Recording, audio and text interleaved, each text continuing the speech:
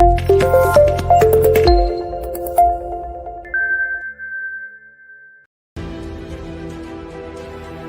from the city of brotherly love. I am Fernando Mendez, host of the Roundtable. We invite you to listen to our discussion of the themes of the day when we bring you regional, national, and international news.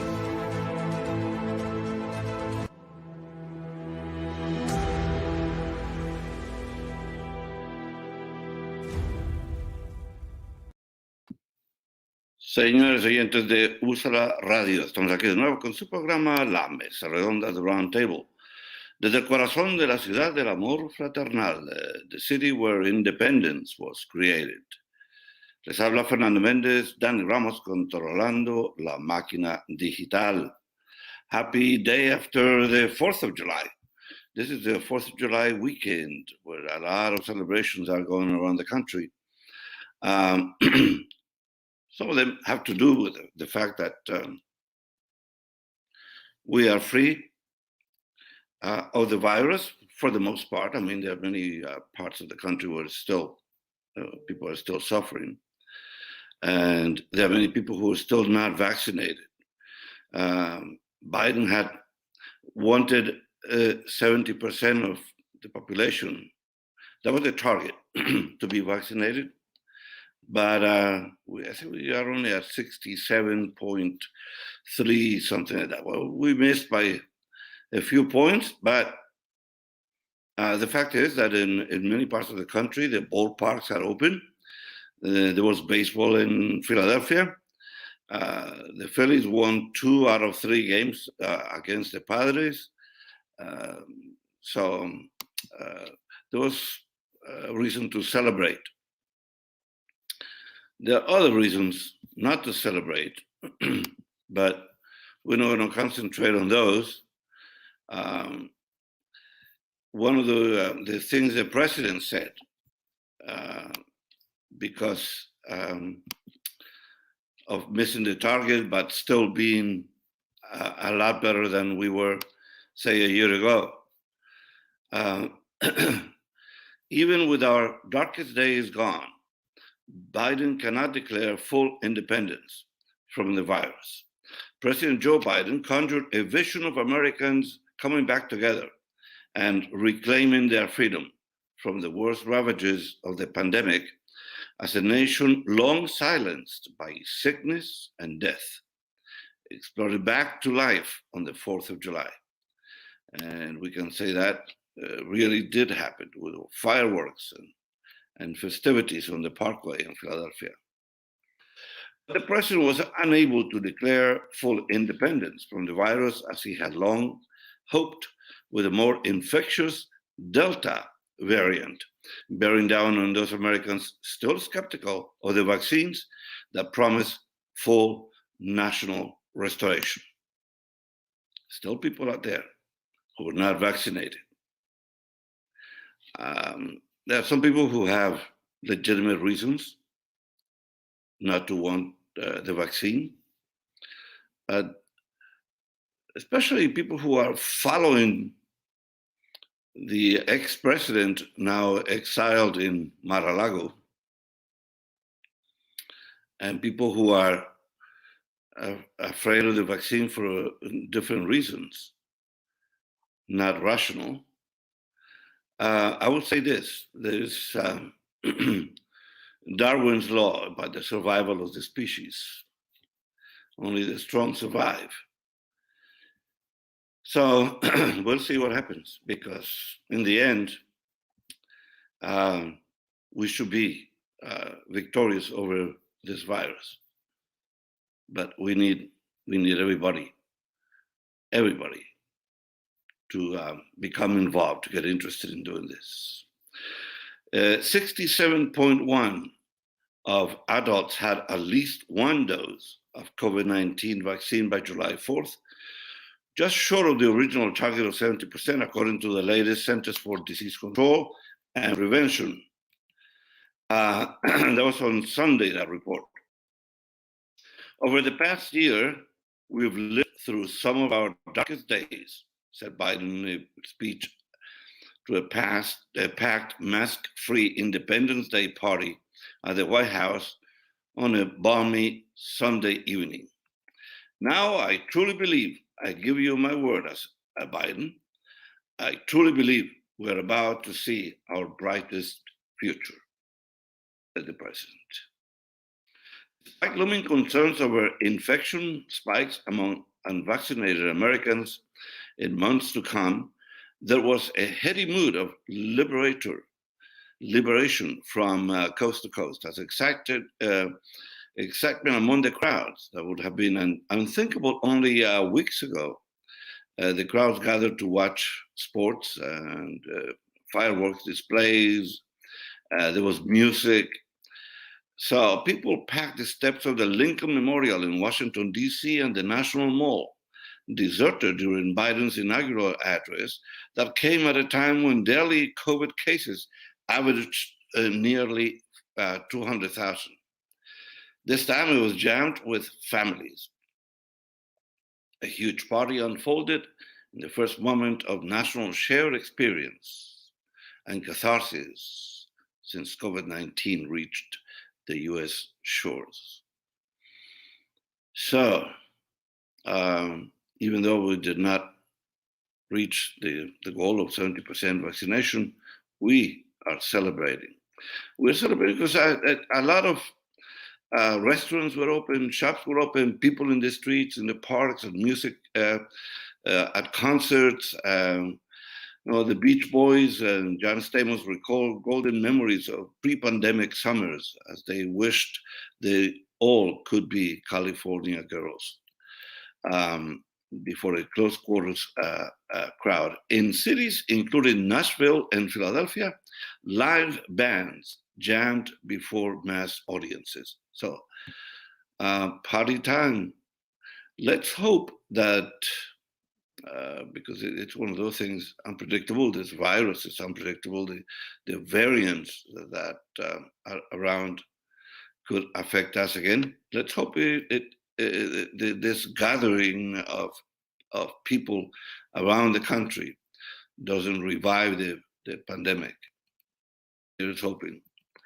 So, Biden's speech was simultaneously a patriotic pep talk, a rallying cry for the elusive national unity on which he anchored his presidency, a moment of mourning for 600,000 Americans lost to COVID-19, and a public service announcement for the power of the vaccines. At least we have a president who speaks to us in normal terms and who is encouraging vaccination, who speaks common sense, who does not offend us every day. So it's all very different from a year ago. And there is hope. There is light at the end of the tunnel. There is true hope. President Donald Trump's neglect of the virus were what caused us to be where we are. Nearly 4 decades after President Ronald Reagan proclaimed his "Morning Again in America" moment, Biden effectively did the same. Just think back to where this nation was a year ago. Think back to where you were a year ago, Biden said. Think about how far we have come, from silent streets to crowded parades lined with people waving American flags, from families pressing hands against the window to grandparents hugging their grandchildren once again. As a grandparent, a new grandparent, I appreciate the thought. And yet, the specter of a mutating virus that has an almost uncanny sixth sense is targeting the US. Political divides still hang over celebrations that presented the most hopeful moment for about 16 months. The president said that while the virus no longer controls our lives and no longer paralyzes our nation, hard work still lies ahead. Biden said that just as the first Independence Day in 1776 was a call to action, not a reason for complacency or claim of victory. The same is true today. No complacency. But as I said, hope. We cannot claim victory yet. There will be people celebrating with, getting their families together. The White House didn't require attendees at Biden's event to be vaccinated, only tested for COVID-19. Biden walked unmasked into the crowd as he did at an event scheduled to mark America's reopening in Michigan on Saturday. His return to his favorite face-to-face politicking appears calculated to send a message that once a person is vaccinated, the impediments that have muffled life over the last year fall away with little risk of infection. But here again, Dr. Fauci will say, if you're not vaccinated, you're not protected. If you're not vaccinated, you are at risk. And there are so many of you who are not. So, you want to be around to celebrate sort of a rebirth with your children, your grandchildren, with your parents, with your peers, with your colleagues, get vaccinated. It's no longer an impediment. There's plenty of vaccines that are available. And there are people even coming here from other countries to get vaccinated. So, vaccine tourism. And speaking of tourism, that's one of the things that will revive this economy. It has picked up strongly to the extent that many hotels in areas where tourists gravitate, many hotels have no space. People are traveling, people are going everywhere they can. And there's a term for that, revenge tourism. People are so angry about having been locked up, basically, for about 16, 18 months, that now it's time to get out. And people are doing it. We are all doing it. And still, we should be cautious. Again, everything in moderation. And taking precautions. Let's not take stupid risks. It obviously is more dangerous if we walk into a crowd and we don't know who is vaccinated or who is not. So still take precautions, continue to wash your hands, continue to do all the things that we were doing to try to stop the virus before. So all of that's still applicable, all of that is still necessary. And yet, we should be happy to be where we are on Independence Day 2021. And it feels so good. I have to say, at this point, because the memory is so fresh of how 2020 affected all our lives, about that election that changed the course of this country for the better. An election that was so crucial. I recalled staying up basically all night, concerned about the results, really worried that Biden was not going to be the next president. But it happened. We survived that night. Biden got elected. Biden took the presidency. He took the oath of office in spite of January 6th. So we can talk a little bit about that. I don't want to dwell too much on the January 6th situation, but the reality is that Republicans don't want to hear about it. They want to still pretend, as many do, that it was a peaceful walk through the Capitol by these people. But now there's plenty of video, there's plenty of evidence that it was a violent mob that invaded the Capitol. But thank God, democracy survived. And here we are celebrating democracy on July 4th. And now we're going to take a brief pause here in Usa la Media. Les habla Fernando Méndez desde la mesa redonda. Dani Ramos controlando la máquina digital. Regresamos en un momento. Greetings from the city of brotherly love. I am Fernando Méndez, host of the Roundtable. We invite you to listen to our discussion of the themes of the day when we bring you regional, national, and international news.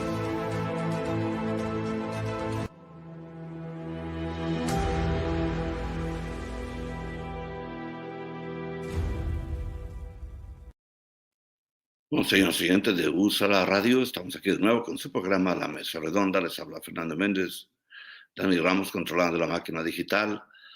Vamos a comentar ahora sobre las noticias que generalmente recibimos de Billy Penn News.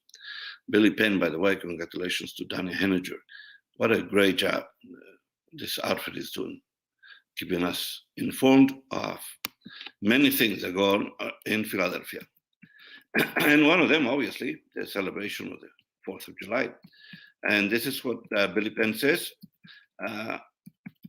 Philadelphia celebrates the freedom to party on Independence Day. Philadelphia was rocking on Independence Day as the city where it all started, celebrated July 4th with some of the first major events since the pandemic shut things down. So that's... and several things happened. Black Doctors Consortium honored following a morning speech by the First Lady Biden on Independence Mall. Mayor Kennedy presented an award to BDCC founder Dr. Stanford. Man Center Concert, the Wawa Welcome America music show, brought hundreds of dancing fans to Fairmount Park to see Cam Anthony, Flo Rida, and Bibi Rexha. Tourists mingled with locals, families reunited, people broke out their best patriotic gear. Thousands gathered on the parkway to watch fireworks behind the Art Museum. And we've got pictures of that on Billy Penn. If you want to visit the site, you can see the pictures they have. Fantastic pictures. Another note from Billy Penn. Inside that mysterious building next to City Hall, inside the Masonic Temple, it's a curious landmark next to City Hall. I had an opportunity to tour the building. It's incredible. It's so well kept. Completed in 1873, Philly's cathedral-esque Masonic Temple is one of the most central structures in the city, but is often overlooked in the shadow of City Hall. The temple is owned by a trust of Freemasons, a men's-only fraternity, modeled after medieval stonemasons who often use symbols to communicate. It's not a religion. It's not a secret society. Anyone can visit the Broad Street landmark. If we were a secret society, one Mason said, we wouldn't have this building prominently displayed. Inside, there's more than meets the eye, and a lot you won't find on a traditional tour. So, again, Billy Penn has the information about what to do, where to go. Lawsuits related to the 2020 election cost Philadelphia more than $200,000, according to records. Imagine that. So because of the big lie, we had to spend $200,000 of our money, our tax money. A GoFundMe to buy air conditioners and fans for Hunting Park residents is now $22,000 towards a $25,000 goal. So anybody wants to help, please send money. It's not clear who's supposed to take care of Philly's sidewalk plaques honoring signers of the Declaration of Independence, and they are aging badly. This is a story for July 4th. Plaques honoring Declaration of Independence signers have been forsaken, and no one knows who's responsible for taking care of them. There are 56 bronze plaques commemorating the signers, and they are aging badly. It's unclear who, if anyone, is the owner. John Hancock has lost his face. So has Pennsylvania's Samuel Clymer.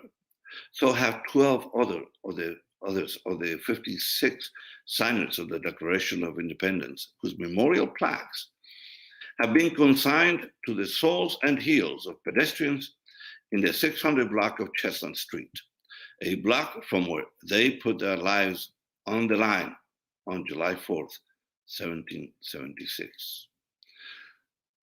Think about that event, July 4th, 1776, to declare independence from England.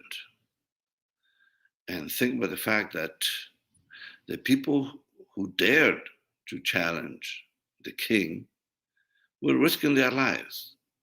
It was treason. It was a rebellion against the king, punishable by prison and probably death. So that was not a danger-free signing of a document. And so they were commemorated with these plaques in Philadelphia on the sidewalks. And now nobody knows who owns them and who's in charge of keeping them. These days, the bronze plaques embedded with the sidewalk outside at the Wawa on Chestnut Street have become orphans, trodden upon daily and literally defaced. People removed the faces of some of the plaques. They were donated by the Franklin Mint, whose roots coincidentally are in Wawa, Delaware County, for the city's bicentennial celebration in 1976. So they are not that old. They were just, first of all, they were placed in the wrong locale. Who put them there? Why would they do that? If they want to actually honor our founders, why? Why put them there? And why allow people to deface them? So, there are so many billionaires around. Let's have one of them donate to restore these plaques, to bring them back to life. It's not even clear who owns them. The owners of the adjacent public ledger building were not available for comment, have assumed responsibility for the maintenance of the plaques, according to the city spokesman. However, they evidently have not been able to protect the plaques from vandalism. Exactly how the faces disappeared is a mystery. And while a police spokesperson said that no incidents of theft have been reported, the remnants of the plaques are missing bolts, and the faces were removed. That's terribly sad, said Ann Meredith, who is director of the erstwhile Lights of Liberty group. Had a lot to do with how the plaques wound up where they are today. So let's see. Somebody, please, out of respect, because there is a story from Colombia. Well, we know that in this country it became very popular to destroy the statues of Southern heroes, which I think is a horrible mistake. So if they don't like them because they identify a history of slavery and an attempt to divide this country and all that,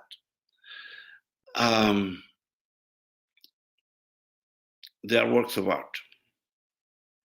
They should be preserved in some form.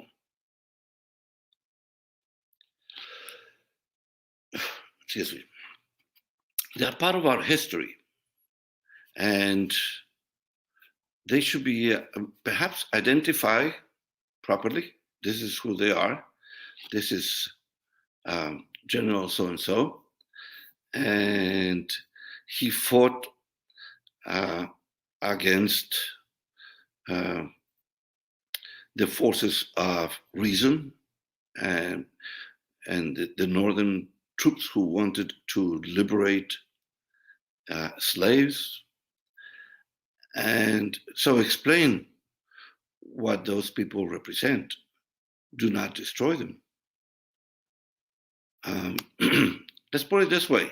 If there was a statue of Attila the Hun someplace that actually faithfully represented that person, I would like to see it. I would like to have that preserved. Statues of leaders, religious leaders, that are not necessarily the persons that we follow, that we believe in. And if we find them, we should not destroy them. They destroyed the Buddha, remember that?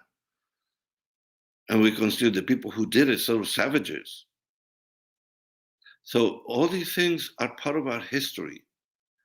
So there's a history from Colombia also. Colombia named after Christopher Columbus.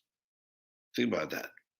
Named after the man who discovered America, even though discovery is not the word that the PC people prefer. But there is discontent in Colombia. People are unhappy with the government. There are demonstrations everywhere. President Duque is not very popular because he attempted to change the tax system. He wanted to increase taxes. It's as simple as that. And people who have suffered, the economy in Colombia suffered like it suffered here with the devastating effects of COVID. So it was not the right time. And there is never a right time for the people to be taxed more. But the worst time to do that is at a time when people have already suffered enough. So people are unhappy and demonstrating all over the country. But why destroy the statue of Christopher Columbus that happened in Barranquilla, in the northern part of Colombia? Why do that? Because, Columbus and the Queen, Isabella, and Fernando, her husband, the Catholic monarchs, they were honored in many countries in Latin America. So now there is a reaction against that because it's considered that the conquerors destroyed the Indian civilizations, enslaved the Indians, took away their properties and enslaved them. So, but I still believe that those statues, whether it's Columbus or Cortés or any of the Spaniards who invaded and conquered all the countries in Latin America, that's again part of our history, and it should be preserved. But that's my point of view only. There are people who just they think of those conquerors, and they think of Cortés, and they think of people who consider the Southern generals also anathema. They want to destroy their statues because they are symbols of oppression, they are symbols of slavery, blah, blah, blah. I think they are works of art, most of them, that should be preserved. Put in a special place, explain what they are and why they're there and why they exist. Do not destroy the patrimony of humanity. That's what I would say. And then there is another story for July 4th. American Philosophical Society thought it was just a replica. It turns out that they had the 8th existing parchment copy of the official declaration engraving. How about that? They had one genuine copy of the Declaration of Independence on parchment, and that's a find for Philadelphia and a fine for the Philosophical Society. So, señores oyentes de Usa la Radio, vamos a tomar otra breve pausa aquí en la mesa redonda. Les habla Fernando Méndez, Dani Ramos controlando la máquina digital. Regresamos en un momento. Greetings from the city of brotherly love. I am Fernando Méndez, host of the Roundtable. We invite you to listen to our discussion of the themes of the day when we bring you regional, national, and international news.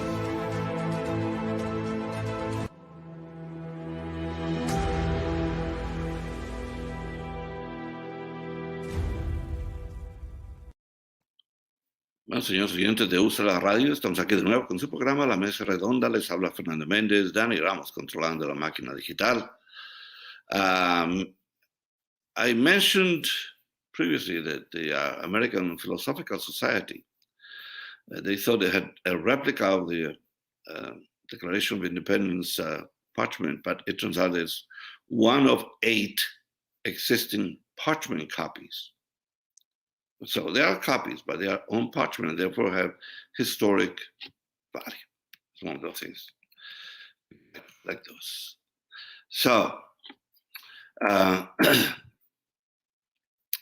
as the nation gathered to celebrate the 246th birthday of American Philosophical Society in Old City, discovered a rare, authentic copy of the Declaration of Independence in its archives. First, we thought we had this thing. Then we thought we had the other thing. And then we thought, oh, it's just a piece of Victoriana. It's nothing really that valuable, said Anne Downey, the Society's head of conservation.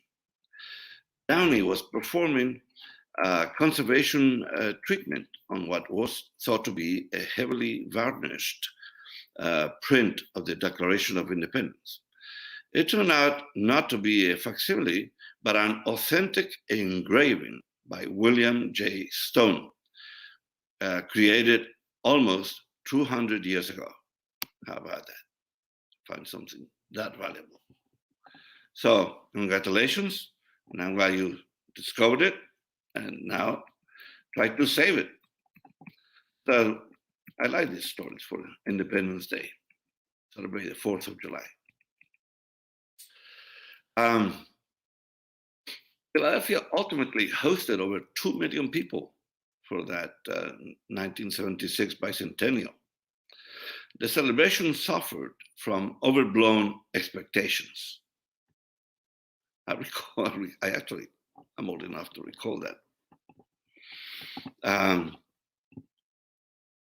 There was fear of demonstrations. I'm not sure what the fear was. The mayor was Frank Rizzo at that point, and he had been police commissioner. He was a man who took no prisoners. So he was afraid of all these demonstrations, so he had flooded the city with police. And then there was nothing. Nothing happened.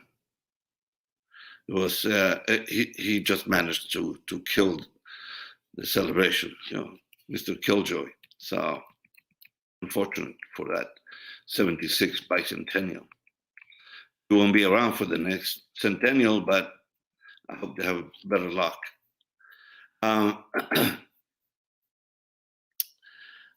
Designed by architect Edwin Leo Rothschild in understated Art Deco style, the historic Levin Funeral Home in North Broad is being demolished. Again, mentioning things that have historic value. Unfortunately, there were many developers who had too much influence in this city, and there's I recall reports of what a disaster was for so many of them to be allowed to run rampant through the city, demolishing historic buildings. So, and there are a lot of them, and there used to be a lot more in this city. But some people have no respect for history. That's what I was mentioning, that event, Yeah, I think it's very sad in Colombia. Um, I know that point of view that Columbus and his companions who arrived by ship uh, into this new land, that they were not nice people. And conquerors usually are not. That's why I mentioned Attila the Hun and Alexander the Great and all these, great leaders who invaded other countries. And if I say if we had a great monument, historic monument, valuable, I would be all for preserving whatever it was. The Romans, remember, the Romans built a great empire that occupied the Iberian Peninsula until the 5th century, because at that point the Roman Empire fell apart. But so, do we destroy every little bit of history that recalls that era? Why? Then it reminds me of the Santayana quote that Garcia Marquez used in 100 Years of Solitude. Those people who do not remember the past are condemned to repeat it. So even if these are symbols of something that we disliked in our history, it's good to remember them so that we don't repeat them. And that is pertinent right now, at this very moment. And so we should make sure that there is an investigation of what happened on January 6, 2021. We should not be allowed to rewrite history. Well, we're not doing it. Republicans are doing it.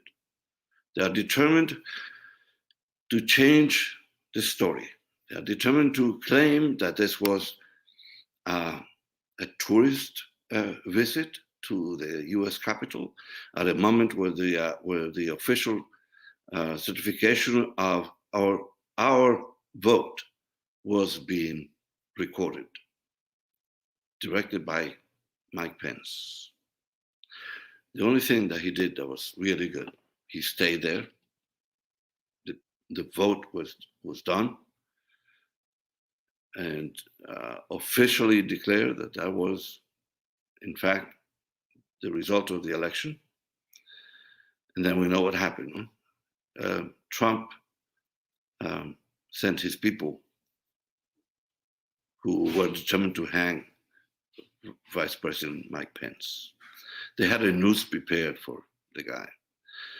But he's so spineless. Later on, even after he was in such danger, later on, he's been going around the country, sort of claiming credit for the Trump administration, saying what great things they did.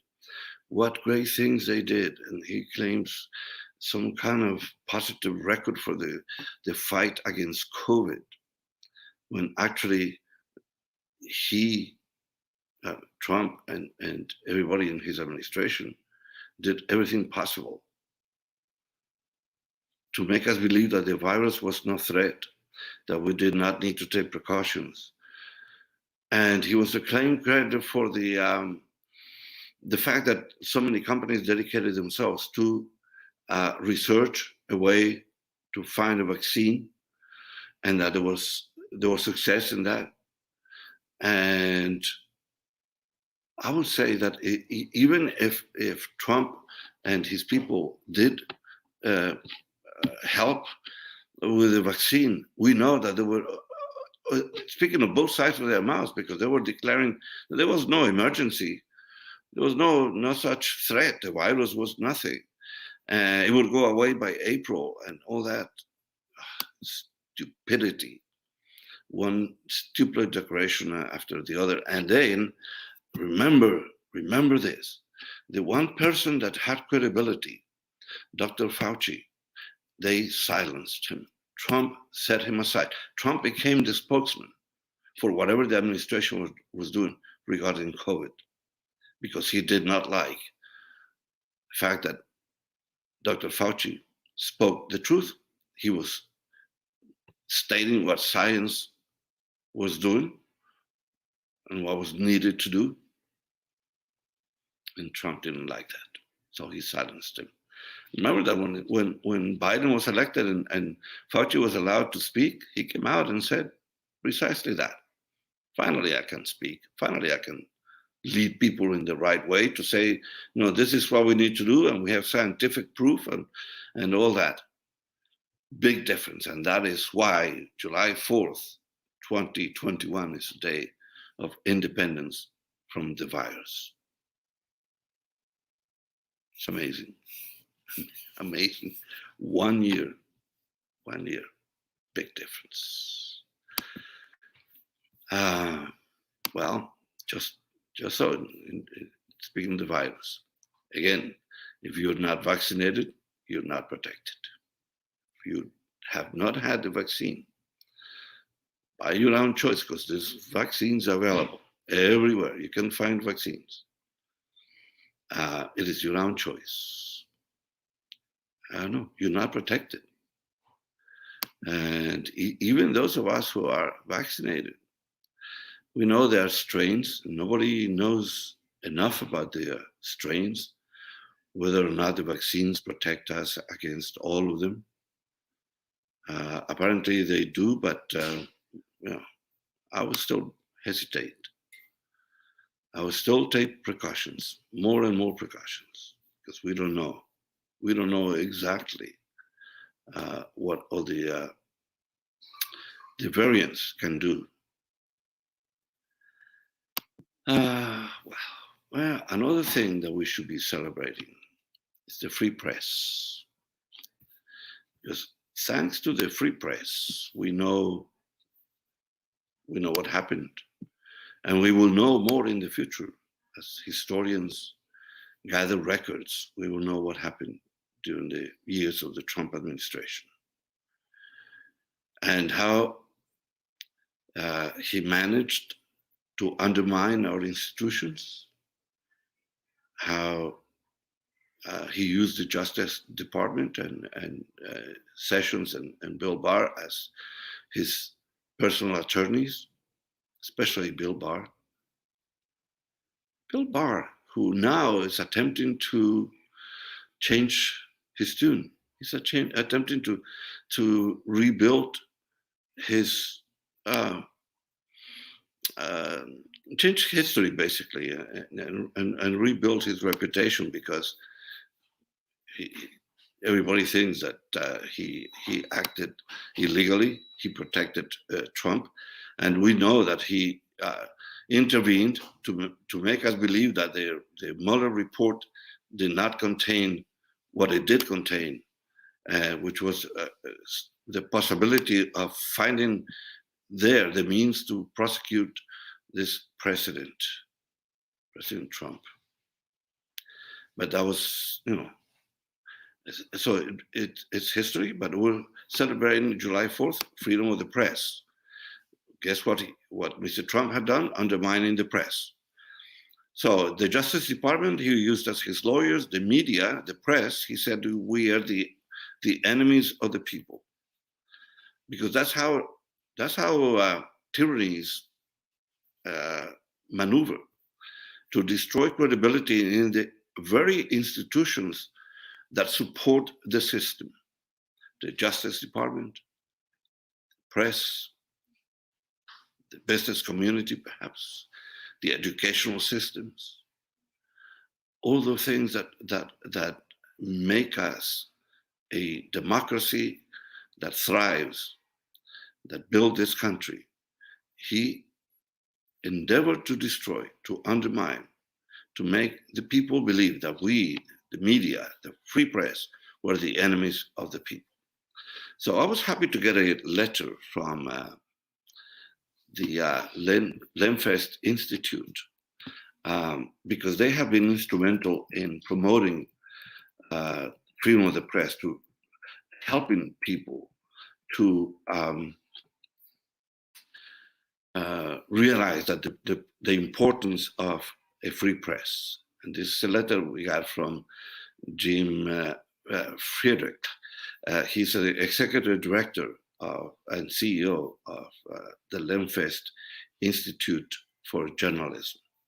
So it's not unique. I mean, I'm sure that this letter was sent to every journalist in the city. It says, "Dear Fernando, independent journalism has been a bedrock of American democracy since our country was founded here in Philadelphia in 1776.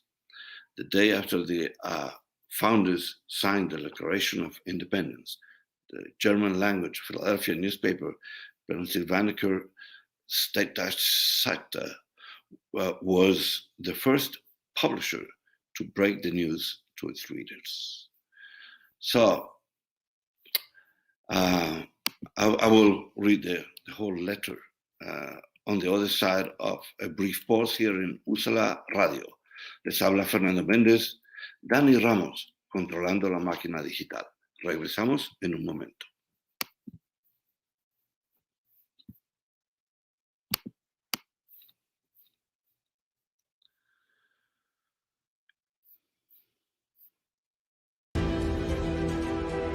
Greetings from the city of brotherly love.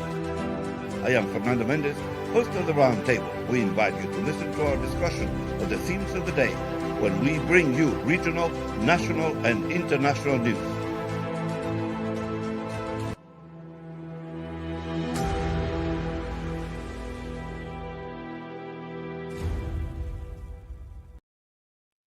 Bueno, señores oyentes de USA la Radio, estamos aquí de nuevo con su programa La Mesa Redonda de Roundtable, desde el corazón de la ciudad del amor fraternal, donde se descubrió, donde se comenzó la independencia en 1776.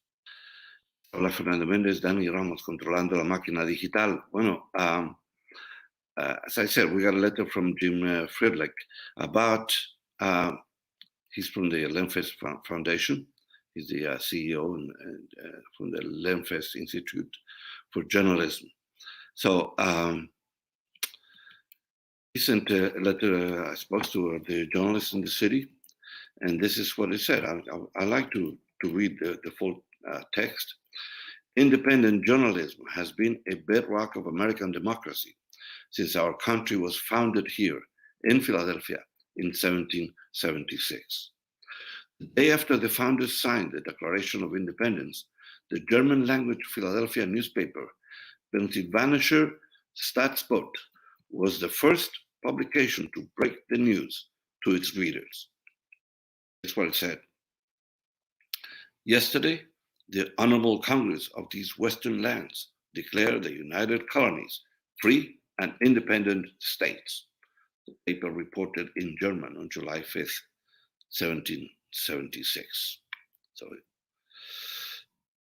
July 5th is today, so we are pretty much 245 years later. We celebrate Independence Day. Journalists across the country continue to serve communities with the fearless public service reporting we need. This partnership, we're proud to support local journalists both in Philadelphia, the Lemfest Institute's hometown and the birthplace of the First Amendment, and around the country to protect a strong, free, and independent American press. Thank you for supporting this important work. We wish you a safe and joyous 4th of July holiday weekend. It's Jim Friedrich from the Lemfest Institute for Journalism. Very important. It's the one thing, the one institution, because it affects us personally and directly here at Úsala Media, Úsala Radio. We want to continue to be able to speak up, to criticize our government, to clarify, to defend the things that deserve to be defended. Freedom has to be defended, cannot be taken for granted. Look what's happening. Look what's happening at this moment. it's worrisome. The fact that voting rights around the country are being diluted, erased, deleted, pick any word, all negative stuff, what's going on. The Republicans have endeavored to change the 2022 and 2024 elections. They are determined. They cannot attract more voters. They cannot attract more supporters. So they are trying to stop people who don't support them from voting. That's the gist of it. It's as simple as that. We cannot win more support, so let's attack the support the other party is receiving. That's their mission right now, and they are doing it in different legislatures around the country. They are determined to change the way we vote. They stopped in some states Sunday voting. They removed machines that made it possible for people in different parts of the cities to vote. They stopped or tried to stop mail votes. So those are actions, that concrete actions they have taken to intervene so that we don't have a democracy, a functioning democracy, but we have an autocracy. That's what they would like to have. And they would like, let's see if this happens, okay? Because that QAnon and all these other nuts are saying that Trump is coming back in August and that Biden will go to prison. So let's see what happens, because the people will finally react if anything happens in August, like happened on January 6th. Be alert. And it's not a game. It's a very serious business. In Philadelphia, a group from out of town, a group from Texas, we have to say they must be all part of this series of groups that support the big lie, the QAnon, the Proud Boys, and all these people who want to restore the Trump government. And that's what they want to do. They want to attack democracy. They came here on July 4th precisely. What brings them to Philadelphia? What are they seeking to do in Philadelphia on July 4th? Well, they went around City Hall. They were there, and they were forced to run away by people who opposed them. But they were in Philadelphia. What is it that they are looking to do? They are all over the country, sort of creating a feel of danger, sort of that making us think that unless Trump comes to power, that we're going to have very unstable cities, that democracy is in danger, that the press cannot be relied upon, because we don't continue to spread the lie that they want to have us believe. So be alert. This is not a game. This is a very serious business for these groups, that they want to come here to tell us, that their man is coming back, that they will not tolerate the fact that this country has become darker. So I don't understand that. Anyway, these are dangerous people. Before we leave today, a couple of other headlines. One of them, the Pope is recovered after an intestinal operation. Lasted 3 hours, and they say he's alert and breathing normally. And then more positive headline, Colombia is in the news. The national soccer team prepares to play against Argentina on Tuesday, the semifinals of the Copa America. So good luck to Colombia. Good luck, my friend Darío Belot. Well, señores oyentes de Úsala Radio, hemos llegado al final de esta edición. Se despide Fernando Méndez aquí en la mesa redonda.